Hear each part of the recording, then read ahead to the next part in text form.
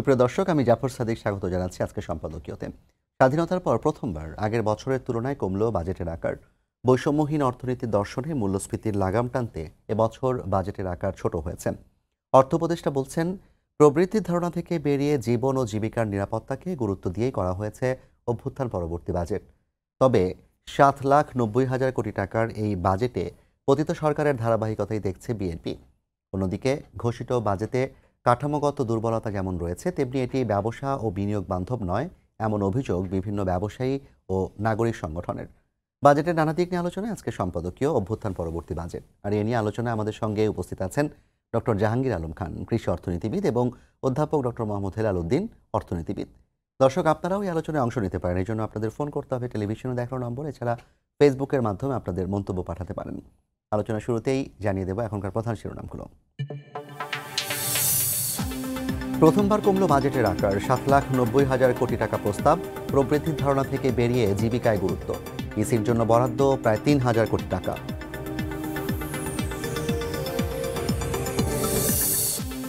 বিভিন্ন পণ্যে ভ্যাট বাড়ানো, স্থানীয় শিল্প ঝুঁকিতে পড়ার শঙ্কা ডিসিসিআই-এর।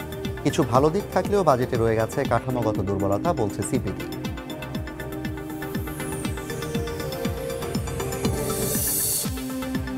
ডিসেম্বরে নির্বাচন চায় বেশিরভাগ দল, দাবি সালাউদ্দিনের। এপ্রিলের মধ্যে ভোটের পক্ষে জামায়াত। ইসিতে আস্থা নেই এনসিপির। দ্রুতই জুলাই সনদের আশা প্রধান উপদেষ্টার।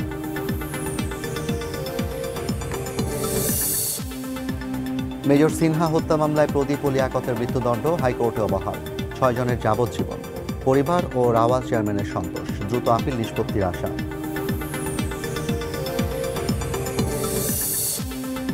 কুশিয়ারার বাঁধ ভেঙে হুহু করে ঢুকছে পানি, প্লাবিত জকিগঞ্জের শহর ও নিম্নাঞ্চল। ডুবেছে মৌলভীবাজার ও ব্রাহ্মণবাড়িয়ার নিচু এলাকা। কুড়িগ্রামের চরাঞ্চলে তলিয়েছে ফসল।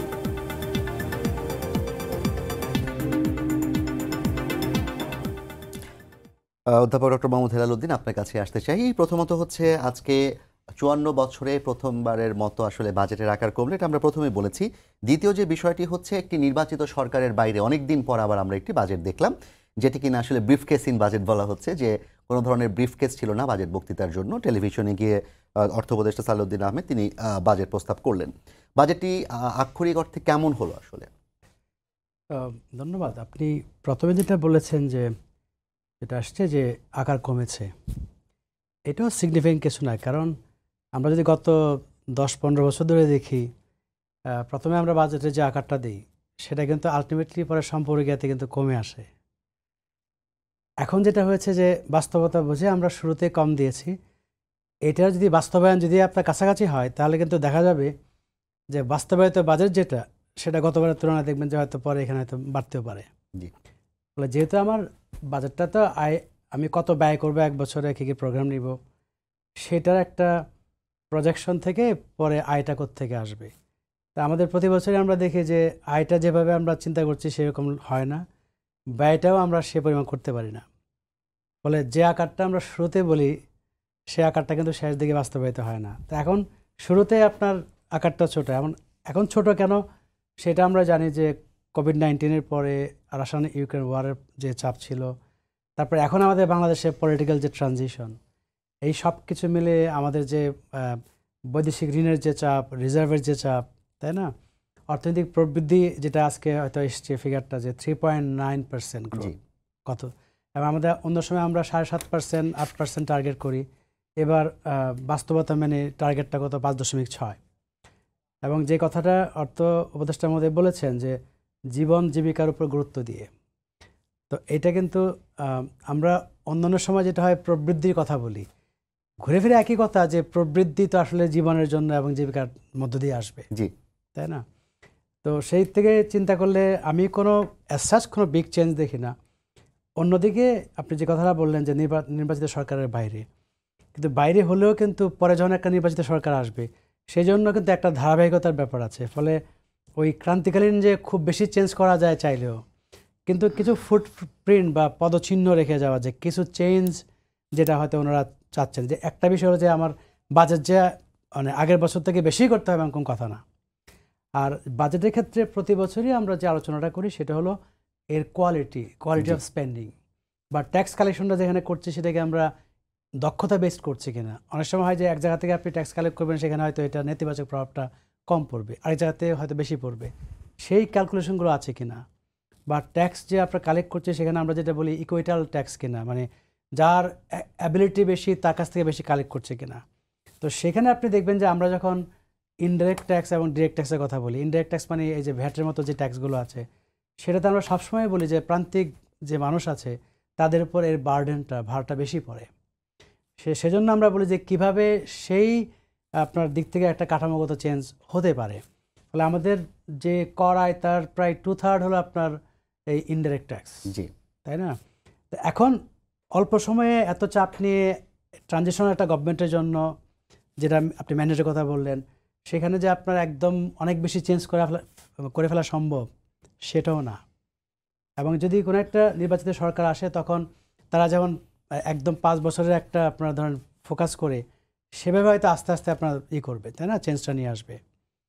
কিন্তু এই বাজেটকেও তো বিএনপি বলছে যে আকার বড় হয়ে গেছে এবং এই যে লক্ষ্যমাত্রা করা ব্যয় সেটি পূরণ করা কতটা সম্ভব হবে সম্পর্কহীন বলছেন তারা বিএনপির পক্ষ থেকে।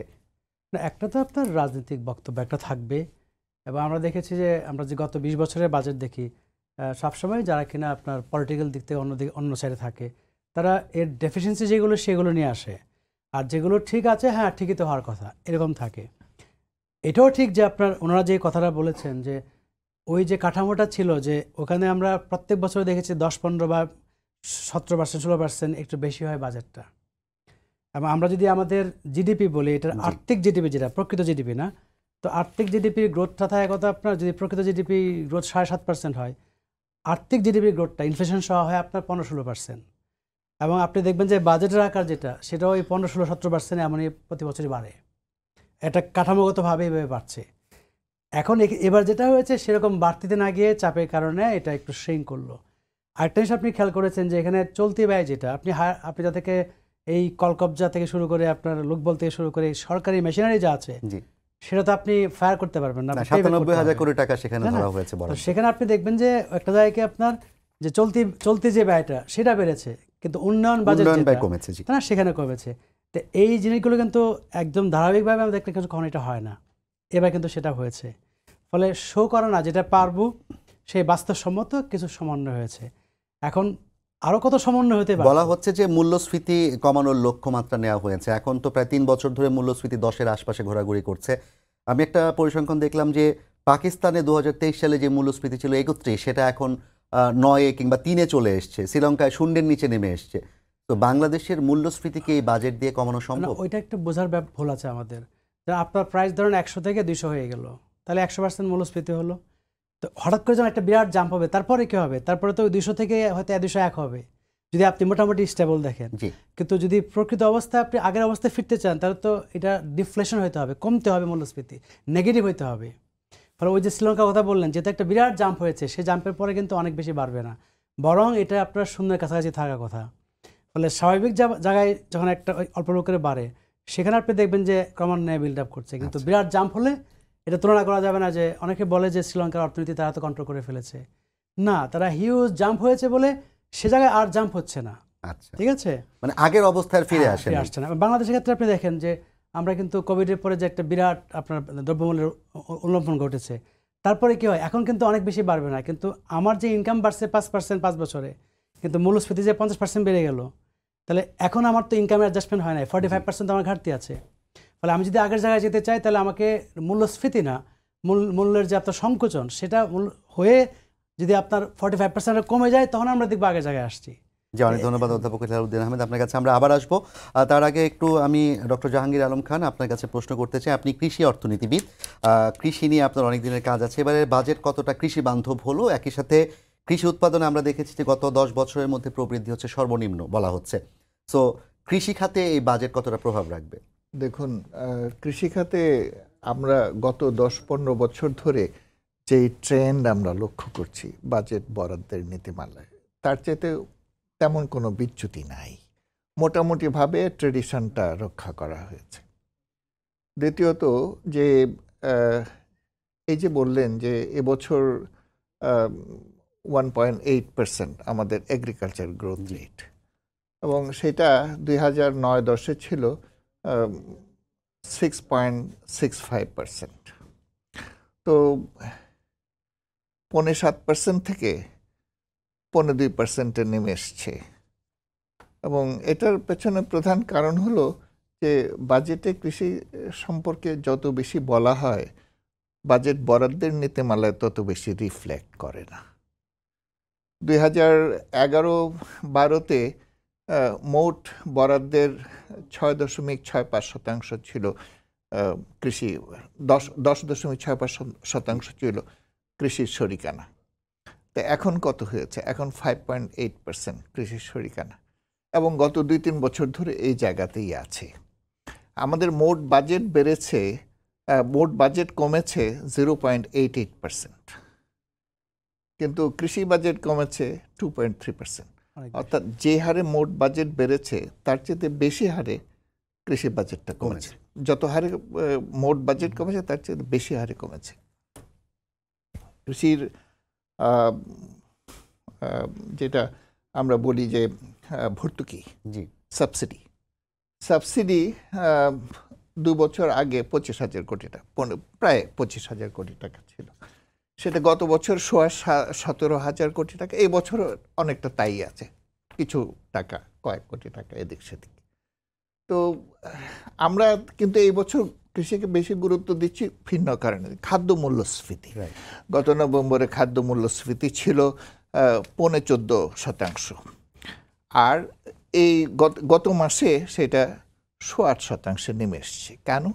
সেটা হলো যে আমাদের খাদ্যের উৎপাদনটা সাম্প্রতিককালে বেড়েছে, বিশেষ করে এই এখনকার আপনার শাকসবজি ইত্যাদির উৎপাদনটা বেড়েছে, যার জন্য এটার একটা ইতিবাচক প্রভাব মূল্যস্ফীতির উপর পড়েছে। তো এখন যদি আমরা মূল্যস্ফীতিটাকে কমাতে চাই, খাদ্য মূল্যস্ফীতিটাকে দারুণভাবে কমাতে হবে, এবং এটাকে 3-4% মধ্যে যদি নিয়ে আসা যায়, তাহলে সার্বিক মূল্যস্ফীতির উপরে একটা ভালো ধরনের ইতিবাচক প্রভাব পড়বে। এবং এটা যদি করতে হয়, আমাদের উৎপাদনটা অনেক বেশি বাড়াতে হবে। আমাদের 1.8% এবারের আমাদের প্রবৃদ্ধির হার। আমরা চাচ্ছি যে এসডিজির লক্ষ্যমাত্রা যদি অর্জন করতে চাই, 2030 সালে আমাদেরকে উৎপাদন অনেক বাড়াতে হবে, এবং এর জন্য গ্রোথ রেট দরকার হবে 4-5%। তো কোথায় 4-5%? সেটা আমার 1.8% থেকে যদি বাড়াতে হয়, তাহলে আমার বিনিয়োগের ক্ষেত্রে অনেক বেশি গুরুত্ব দিতে হবে। এবং সেটা যদি করতে হয়, সরকারি বিনিয়োগটা বাড়াতে হবে, সরকারি বাজেটটা বাড়াতে হবে। সরকারি বাজেট যখন বাড়ে, স্বাভাবিকভাবে এর প্রভাব ব্যক্তিগত বিনিয়োগের উপর পড়ে, এবং ব্যক্তি বিনিয়োগও বাড়বে, অন্তত কৃষিক্ষেত্রে এটা। কারণ আমাদের অনেক বেশি 92% ফার্মার এরা হলো ছোট, এবং আমাদের সারপ্লাস ফার্মার যাদেরকে বলি, বড় এবং মাঝের মাত্র 8%, এবং এরা নিজেদেরকে ফাইন্যান্স করতে পারে। কিন্তু ওই ছোট ফার্মার যারা, তারা তো নিজেরা ফাইন্যান্স করতে পারে না। এখন এদেরকে যদি উৎপাদনটা বাড়াতে হয়, তাহলে তো সাবসিডি বাড়াতে হবে এবং মোট বাজেট বাড়াতে হবে। তো এই দিক থেকে বাজেটে যে পুরো বাজেটটাকে খুব টাইটেন করা হয়েছে, এবং এই 8-60 একটা বাজেটে কৃষি বাজেটটাও 8-60 থাকবে, এটাই স্বাভাবিক, এটা খুব বেশি বাড়ানো যাবে না। তবে আমাদের পুরো বাজেটটা যে হারে হ্রাস পেয়েছে, কৃষি বাজেটটা যদি অন্তত সেই হারেও হ্রাস পেত, তাহলেও এখন আমাদের একটু বিনিয়োগের সুযোগটা একটু বেশি হতো। আপনি বিনিয়োগের কথা বলছেন, কৃষি খাত নিয়ে বললেন। ডিসিসিআই আজকে সংবাদ সম্মেলন করে বলেছে যে এই বাজেট হচ্ছে বিনিয়োগ বান্ধব না, এবং একই সাথে, এবং আমরা ধারাবাহিকভাবে দেখেছি কিন্তু গত বছরের তুলনায় বছরও বিনিয়োগ অনেক কমে এসেছে। তো এই বাজেটের মধ্য দিয়ে কি আসলেই বাইরের যে বিনিয়োগ কিংবা স্থানীয় বিনিয়োগ, এটা কি আসলে সুযোগ কমে আসছে কিনা? আমার মনে হয় যে আমরা যদি নীতিগত সহায়তা এবং আর্থিক প্রণোদনা, আর্থিক সহায়তা যদি না বাড়াই, তাইলে বাইরের বিনিয়োগ তত বেশি বাড়বে, এটা তো আমরা আশা করতে পারি না। দেখেন, এই যে আমাদের কয়েক বছর ধরে সাবসিডি দেয়া হচ্ছে এই মেশিনারিজ ক্রয়ের উপরে দেয়া হয়েছে, এবং সেটা দেয়াতে কিন্তু গ্রামে গিয়ে মেশিনারিগুলো পৌঁছে, প্রায় 5টা মেশিনারির উপরে শতকরা গড়ে 50%, এবং বিভিন্ন এলাকায়, উপদ্রুত এলাকা যেগুলো আছে সেগুলোতে 70% হারে ভর্তুকি দেওয়া হয়েছে। এখানে হয়তো কিছু কিছু সমস্যা আছে এবং অনৈতিক কাজও কিছু হয়েছে, হয়তো বা আছে। সেটা যদি হয়ে থাকে, দুর্বৃত্তায়ন থাকলে তার বিচার হবে, কিন্তু তার জন্য তো প্রজেক্টটা বন্ধ করা যায় না। তার জন্য কৃষককে যে আমি যেই সহায়তা দিচ্ছি, এই সহায়তা তো কৃষককে বন্ধ করা কিন্তু যায় আমরা তো দেখেছি গত না। সরকারের এই বছর আমলে কিন্তু এই এই ব্যাপারে কিছু জি কথা বলা হয় না। এই বছর যদি বলা হতো এই বাজেটে, যে আমি খুব খুশি হতাম যদি এই বছর বলা হতো যে ঠিক আছে আমরা এটা কন্টিনিউ করে যাব, এই যে মেশিনারিজের উপরে যে ভর্তুকিটা এটা আমরা করব, এটা এক্সপেক্ট করতেছিলাম, কিন্তু এই সম্পর্কে কিছু বলা হয়নি। কিন্তু কম্বাইন হারভেস্টারের যেই প্রজেক্টটা সরকার নিয়েছিল বিগত আমলে, সেই প্রজেক্টে আমরা দেখেছি যে কম্বাইন হারভেস্টার কৃষকের কাছে পৌঁছায়নি। যে জায়গায় বেশি ভর্তুকি দেওয়া হয়েছে সেই জায়গায় বেশি লোপাট হয়েছে এবং খুব কিন্তু নিম্নমানের কোম্পানিগুলোকে। আপনি আপনি আপনি ঠিকই বলেছেন, কম্বাইন হারভেস্টার কিনেছে কারা?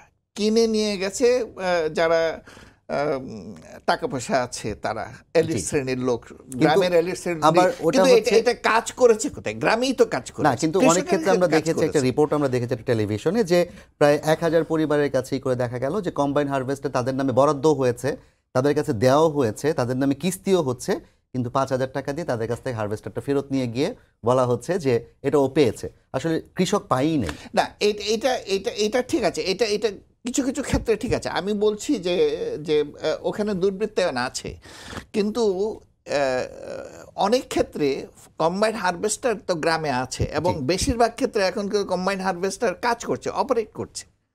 তো এইটাকে আমরা চাচ্ছি কি? আমরা চাচ্ছি যে মেকানাইজেশন করা এবং কৃষিকে আমরা আরো বেশি বাণিজ্যিক করতে চাই, এবং সেই ক্ষেত্রে আমরা যদি সাবসিডিটা দিই, অব্যাহত রাখি, এবং মেকানাইজেশনটাকে যদি আমরা এগিয়ে নিয়ে যেতে পারি, পার ইউনিট কস্ট কমবে। আর পার ইউনিট কস্ট যদি কম হয়, তাহলে বাজারে তার একটা ইতিবাচক প্রভাব পড়বে। কনজিউমার এই বাজেটে কি আপনি দুর্নীতি কিংবা অবচয় রোধে কোনো ধরনের মেকানিজম দেখতে পেয়েছেন? একটি জিনিস হলো যে বাজেটটা খুবই টাইট, এবং টাইট বাজেট যখন থাকে তখন দুর্নীতি লোপাটের সুযোগটাও কম থাকে। তো এটা একটা ইতিবাচক দিক। আরেকটি কথা হলো যে এটা নির্ভর করবে যে আমাদের প্রশাসনিক ব্যবস্থা কিভাবে এগিয়ে যায়, সেটার উপর নির্ভর করে। অনেক ধন্যবাদ ডক্টর মোহাম্মদ জাহাঙ্গীর আলম। আমি এ পর্যায়ে আবার জনাব হেলালুদ্দিন আপনার কাছে আসতে চাই। যে দুর্নীতির কথা নিয়ে আমি আসছিলাম, এবছরও কিন্তু কালো টাকা সাদা করার যে সুযোগ, সেই সুযোগটা অব্যাহত রাখা হয়েছে, এবং বিশেষ করে শুধুমাত্র রিয়েল এস্টেট খাতে বিনিয়োগ সম্ভবত 20% করের বিনিময়ে কালো টাকা সাদা করার সুযোগটা আছে, যেটা কিনা ট্রান্সপারেন্সি ইন্টারন্যাশনাল বাংলাদেশের মতো প্রতিষ্ঠানগুলো বলছেন যে এটা আসলে সংবিধানের সাথে সাংঘর্ষিক, এবং একই সাথে দুদক সংস্কার কমিশনের যেই প্রস্তাবনা সেগুলোর সাথেও সাংঘর্ষিক। এটিকে আপনি কিভাবে দেখছেন? আমি এর আগে যেটা কথা বলছিলেন, যে ডক্টর আলম যেটা বললেন, ট্রু, যে এগ্রিকালচারের দিক থেকে যেটা সাবসিডি যেটা দিচ্ছে, তো সেখানে একটা মরালিটি আমার কাছে মনে হয় যে এই কৃষির সাবসিডিটা কি কৃষকের জন্য নাকি আমাদের সবার জন্য? এখন আমার যদি রাইসের উৎপাদন খরচ কমে যায়, অনেক বেশি প্রোডাকশন হয়, তারপরে কৃষক দেখলো যে তার যে উৎপাদন খরচ তার থেকে হয়তো 50 টাকা বেশি হয়তো মনে আপনার ধানের দাম, তখন যেটা হবে যে আপনার কম দামের ধান চালটা কনজিউম করতে পারবো আমরা সবাই, কিন্তু সাবসিডির বেনিফিট কিন্তু আমরা সবাই পাচ্ছি, কিন্তু কৃষক আলাদা করে পাচ্ছে না। আমরা যে পল্লী দারিদ্র্যের কিন্তু একটা কারণ এটা একটু ভাবার ব্যাপার আছে, যে সাবসিডি দিয়ে যদি আমরা কষ্টটা নামায় নিয়ে আসি, ফলন ভালো হয়, ভালো কথা, কিন্তু প্রাইস সাপোর্ট দিয়ে গ্যাপটা যেটা, সে জায়গাটা একটু চিন্তা করার ব্যাপার আছে। আর আপনি যেটা বললেন যে দুর্নীতির ক্ষেত্রে যেটা ইন জেনারেল যেটা হয়, যে বাজেট তো আপনার এক বছরে আমার কী ব্যয় করব, কোন খাতে এবং কিভাবে আয় করব, ফলে ওই যে আপনি যেটা বললেন যে কারাপশনটাকে অ্যাড্রেস করার জন্য যে মেকানিজম দরকার, সেটা কিন্তু একটা কাঠামোগত সমস্যা। এখনও যে এক বাজেটে 6 মাস 3 মাসে পারবেন না, এটারও আপনার ডিফারেন্ট মেকানিজম, যেটা কিনা আপনার যে আপনি দুর্নীতি দমন কমিশন বলেন কিংবা আইনশৃঙ্খলা রক্ষাকারী বা কোর্ট, এই সব কিছু কীভাবে কাজ করছে তার উপর নির্ভর করবে। এখন আপনি যে প্রশ্নটা আসছেন যে কালো টাকা সাদা করার ব্যাপার, যেটা এটা তো আপনার আমরা আইডিয়ালি বা ইথিক্যালি সবসময় মনে করি যে যিনি সৎভাবে দিচ্ছেন, হ্যাঁ, আর যিনি ফাঁকি দিয়েছেন, তো সেই ক্ষেত্রে আমরা জানি যিনি ফাঁকিবাজ তাকে আমরা কেন কোনো ধরনের কনসেশন দিব, সবসময় আমরা বলি। তো একটা হলো আপনার আইডিয়ালিস্টিক অবস্থান, একটা হলো আপনার প্র্যাগমেটিজম। আমরা দেখতাম যে সবসময় আমরা এই কথা বলছি, বলার পরও আপনি সবসময় মোটামুটি দেখবেন কি যে এই কালো টাকা সাদা করার একটা সুযোগ থাকছে। এখন আপনি যদি অন্যভাবে চিন্তা করেন যে আচ্ছা বাংলাদেশে টাকা কালো হচ্ছে, মানে কি আপনার ধরেন কোনোভাবে মানুষের হাতে অনেক টাকা আসছে, এবং আপনি বললেন যে এই কালো টাকাকে আমি কোথাও সহ্য করব না, আমি দেখলেই আমি পানিশমেন্ট দিব। জি। তাহলে একটা হতে পারে কালোটা আপনার ড্রাইভ করবে বাইরে দিয়ে বিদেশে যাবে, কারণ আপনি তো সীমান্ত দিয়ে আটকাতে পারছেন না, মানে আমরা এত বেশি গ্লোবালি কানেক্টেড, বিভিন্নভাবে বাইরে চলে যাবে। সে জায়গাটায় যে আপনি যদি পারেন যে আমি কালোটা বৈধ করব না এবং এটা ধরবো এবং এটা বাইরে যেতে পারবে না, তাহলে একটা মানুষ কী করবে? ভাই আমি কালো করে লাভটা কি? গভর্নমেন্ট দলের শাস্তি দেবে, আদারওয়াইজ আমি ইউজ করতে পারছি না। কিন্তু কালো যদি রোলিংয়ে থাকে, কালো যদি আপনার চাপ দেন তাহলে বাইরে চলে যায়, সেক্ষেত্রে আপনার মনে হবে যে তাহলে আমি কী করবো এখন? হ্যাঁ, তো এইখানে আপনার যেটা গত বছরের বাজেটে যেটা করা হয়েছিল যে বাইরে যে টাকা চলে গেছে সেগুলো ভর্তুকি দিয়ে দেশে ফিরিয়ে আনার চেষ্টা করা হয়েছিল, একটা টাকাও দেশে ফিরে আসেনি। এটা আমার মনে হয় যে আপামর জনসাধারণ যারা বাইরে পাঠিয়েছে, মানে আপামর বলতে যে গোষ্ঠী পাঠিয়েছে তারা সবাই নিয়ে আসবে, কারণ পাঠানোর তো কারণ থাকে। ইদার তারা হয়তো ইলিগাল ওয়েতে করেছে, ধরা খেতে পারে, সেজন্য বাইরে পাঠিয়েছে, অথবা দেখা গেছে আপনার মানে তারা মনে করছে যে বাইরে কিছু টাকা রেখে আমাকে খরচ করতে হবে, লিগাল ওয়েতে আমি পাঠাতে পারবো না, তো তারা নিয়ে আসবে কেন? ফলে নিয়ে আসার ব্যাপারটা যেটা কিছু স্পেসিফিক ব্যক্তি নির্ভর কাউকে কাউকে সুবিধা দেওয়ার জন্য হয়তো কোনো কারণে এটা করেছে। আরেকটা বিষয় একটু, এটা আমি আসলে ঠিক ক্লিয়ার না, তবে আমি একটা জায়গায় পরিসংখ্যানটা পেয়েছি যে এই পর্যন্ত যতবার কালো টাকা সাদা করার সুযোগ দেওয়া হয়েছে বিভিন্ন খাতে, সব মিলে সম্ভবত 47,000 কোটি টাকার মতো এখন পর্যন্ত সাদা হয়েছে ঘোষণা দিয়ে। তাহলে আসলে এটা কি খুব বড় ধরনের কোনো কিছু? না, একটা আপনি যদি পরিমাণের দিক থেকে দেখেন খুব বড় না, কিন্তু এটা অন্য একটা ইমপ্লিকেশন আছে। এখন কিন্তু আপনি বলেন যে কালো টাকা সাদা কোথায় হবে বলে দিয়েছেন। জি। যখন আপনি বললেন যে রিয়েল এস্টেটে কালো টাকা সাদা হবে, তখন আমি যদি একটা ফ্ল্যাট কিনতে চাই, আমি জানি যে সামনে দিয়ে দাম বেড়ে যাবে।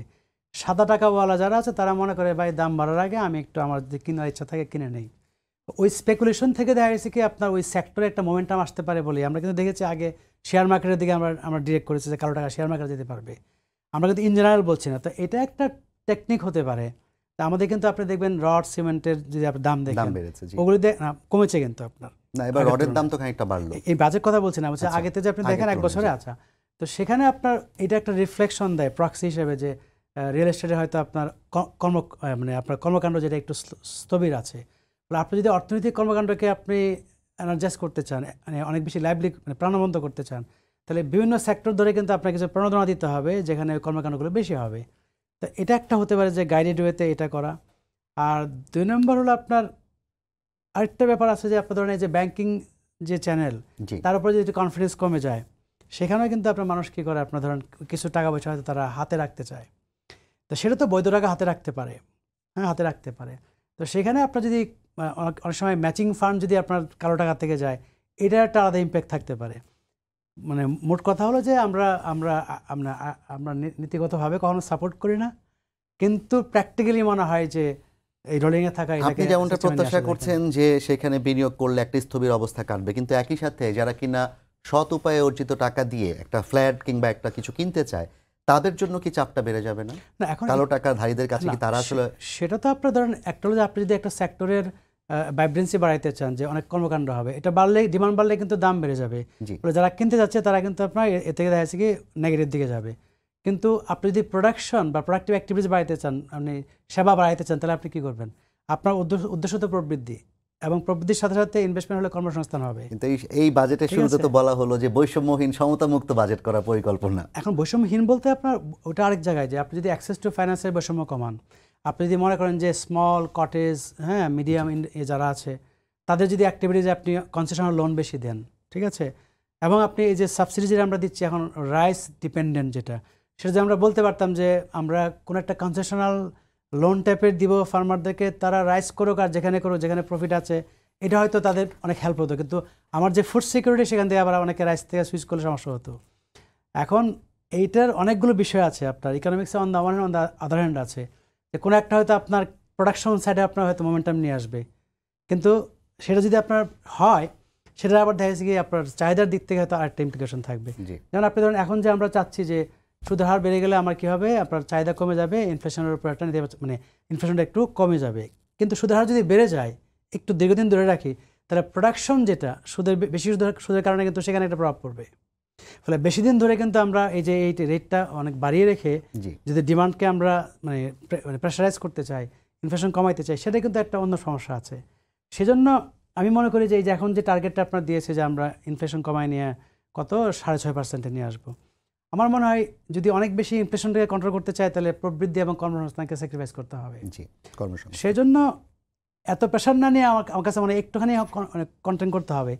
আর যদি সামাজিক নিরাপত্তা বেশি যেটা বলি সোশ্যাল সেফটি নেট, সেখান থেকে যদি আমার ওএমএস থেকে শুরু করে অন্যান্য যে অপারেশনগুলো আছে সেগুলো স্কেল আপ করতে পারি এবং বেশি মানুষকে বেশি দিন ধরে যদি সেই সাপোর্টগুলো দিতে পারি, ক্রিটিক্যাল যে পণ্য আছে 4-5টা, তো তখন আমরা যেটা করতে পারবো যে ইনফ্লেশনটা অতটা না নামিয়ে আপনার কর্মসংস্থান বা প্রবৃদ্ধিকে অতটা কম্প্রোমাইজ না করেও আমরা কি করতে পারি, সাধারণ মানুষকে যারা খুব প্রেশারে পড়েছে তাদেরকে আমরা সাপোর্ট দিতে পারি।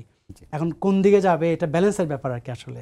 ধন্যবাদ অধ্যাপক ডক্টর মোহাম্মদ হেলালুদ্দিন। আমি আবার আপনার কাছে আসার চেষ্টা করবো আরেকবার। ডক্টর জাহাঙ্গীর আলম খান, কর্মসংস্থান নিয়ে কথা হচ্ছিল। 2023 সালে আমরা দেখছি বেকারত্বের হার ছিল 25.50, 2024 ডিসেম্বরে সেটা 27% পৌঁছেছে। এই বাজেটে আসলে কর্মসংস্থান তৈরি হওয়ার মতো কোনো সুযোগ তৈরি হয়েছে কিনা?